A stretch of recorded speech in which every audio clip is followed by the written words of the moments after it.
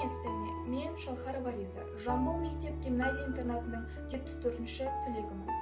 Болашақтың басшысында, ғалымында, еңбекқор егіншісінде, кеншісінде ұстаз өсіреді деген Бауыржан атамыздың пікірі Қанипа апайдай ұстазға арналғандай.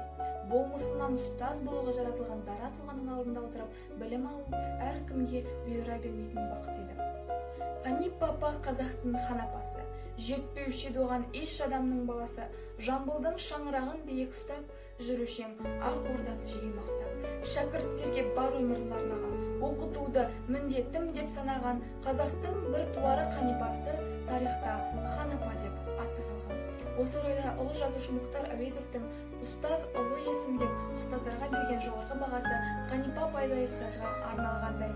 Себебі бар саналы ғұмырын осынау қасиетті жолға арнап, Абай мен Мұхтар ұлылығынан нәр алып, даналықтың дәнін мыңдаған шәкірттердің санасына сіңірген ізгі жандардың бірі деп білемін. Ұстаз рухы ғылым әлемінде өз ізін жалғастырушы шәкірттермен қашанда бірге болмақ. Ал бүгінде қазақтың хан апасының есімі мына біздің жадымызда мәңгілікке сақталады.